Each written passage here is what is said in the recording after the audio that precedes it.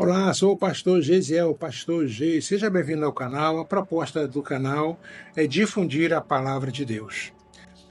Muitas vezes, quando a gente lê a Bíblia, a gente vê muito o aspecto espiritual, e tem que ser assim, porque a Bíblia é um livro espiritual. No entanto, há um contexto histórico, há um contexto social, há um contexto geográfico que precisa ser pesquisado e estudado para a gente ter uma abrangência maior do conhecimento bíblico. E hoje nós vamos tratar de um tema que é muito recorrente na Bíblia, tem várias passagens que falam sobre isso, que é sobre a escravidão, sobre os escravos. No mundo ocidental, particularmente na Idade Moderna para cá, a Idade Média para cá, a questão da escravidão ficou muito, particularmente com o povo europeu, passou para a gente, a ideia da escravidão ser pela cor da pele. Aqui no Brasil foi assim, né? Os escravos vieram da África. Então tem muita gente que acha que a escravidão é só pela cor da pele. Mas na antiguidade não era assim. Era diferente. Na antiguidade, a escravidão era exercida pelo povo vencedor de uma guerra, isto é, uma nação entrava em guerra contra outra. A nação que vencia escravizava o povo da outra nação. Não interessava cor de pele, raça, nada disso. Era questão de domínio. Essa ideia, ela continuou um pouquinho na idade mais recente do século XIX e XX, mas com outro viés, indenização de guerra. Você vê que quando a Alemanha perdeu a Primeira Guerra Mundial, já era um mundo mais civilizado, né, digamos assim, as potências vencedoras não foram na Alemanha tornar o povo escravo. Em compensação, exigiram pesadas indenizações que na prática tornou o povo miserável, escravo. Inclusive, foi uma das causas da Segunda Guerra Mundial. As pesadas indenizações, é tipo uma escravatura monetária. A nação já destruída e teve que pagar pesadas somas indenizatórias aos vencedores. Essa era a escravidão na antiguidade. Você vê, por exemplo, que Israel foi escravo no Egito. Você vê que Israel também foi escravo na Síria, na Babilônia, quando foi exilado. Era uma prática comum de guerra. O povo vencedor escravizava o povo vencido. Nós temos várias referências bíblicas que tratam da escravidão, mas com esse viés você vai entender melhor os textos que nós vamos comentar.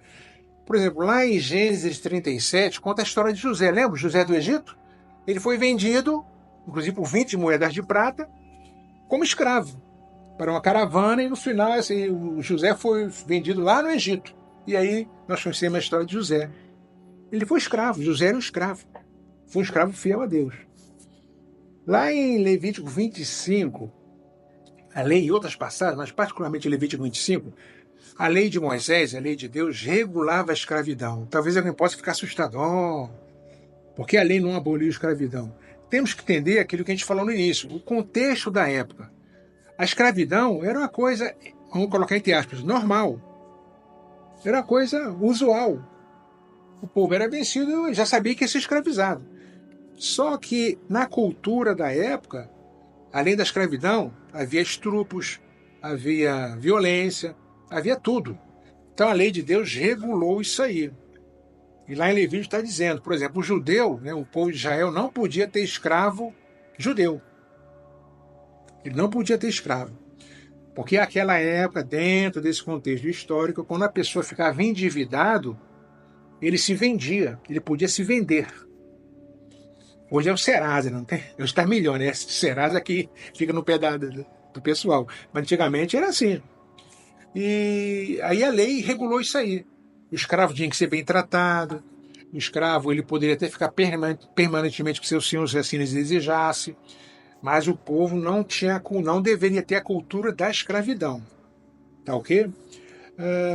Lá em Josué 9 tem outro fato que chama a atenção, que Josué, quando ele adentrou na Terra Prometida, teve a guerra, lembram? Derrubou as muralhas de Jericó. E aí teve um povo próximo que estava na rota da invasão, que foi o povo da cidade de Gibeon, os gibeonitas. Eles falaram, e agora? Nós seremos um dos próximos. Então eles enganaram o povo de Israel. Se vestiram com roupas velhas, levaram pão borolento, comida velha, estragada, e chegaram lá com José e falaram, olha, a gente veio de muito longe, a gente queria fazer um acordo com vocês, sabendo que Deus é com vocês. E Josué e os príncipes concordaram, não, então vocês não vão matar vocês, vocês vão ser preservados. A Bíblia diz que 3 dias depois ficaram sabendo que foram enganados. E aí Josué falou, não, então vamos fazer o seguinte, vocês agora vão ser rachadores de lenha e apanhadores de água para o povo de Israel. Uma escravidão. Vejam como era o pensamento da época. Mas é melhor do que morrer, né? No caso também eles foram enganados. Para vocês verem o contexto histórico. No livro de 2 Reis, no capítulo 4, tem um episódio de uma viúva, cujo marido, né, claro, morreu, e ela falou com Eliseu, olha, eles vieram aqui, né, os credores vieram aqui para levar meus filhos para serem escravos. E aí nós tivemos o milagre das botijas, lembra? Eliseu falou, entra na tua casa, pede emprestado botijas aos teus vizinhos, e você vai enchendo até encher todas as botijas. E quando acabou, vai e vende tudo que você tem de azeite, e aí você paga a dívida. E foi isso que ela fez. Então a escravidão tinha esse aspecto também, de dívida. Em 2 Reis, no capítulo 5, logo no capítulo seguinte, temos a história daquela menina que foi levada escrava para a casa do general Naamã. Lembram Naamã? Ele foi, buscou o profeta Eliseu. Aí Eliseu falou, mergulha 7 vezes no Rio Jordão. Ele ficou revoltado. Aqui na Síria tem rios melhores. E no final ele acabou mergulhando as 7 vezes no Jordão, foi curado. Mas foi uma menina escrava, judia, israelita, que estava na casa dele como escrava. Outra escrava fiel. E nós temos os mais conhecidos, que está registrado no livro de Daniel. Daniel e seus 3 amigos, lembram? Daniel foi livre da cova dos leões e seus 3 amigos na fornalha. Daniel era escravo.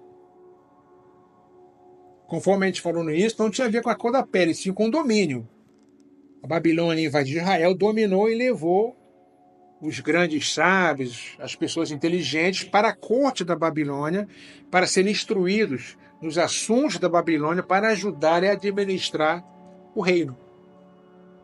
Escravidão na antiguidade. E no Novo Testamento, temos também um fato interessantíssimo. Epístola de Paulo a Filemon. Filemon era senhor de um escravo chamado Onésimo. Onésimo fugiu, se converteu, e Paulo escreveu essa carta a Filemon rogando, receba de volta esse que às vezes no passado foi inútil para você, mas agora é um irmão nosso, trata ele como nosso irmão, se ele deu algum prejuízo, fala comigo, né, que eu vou pagar.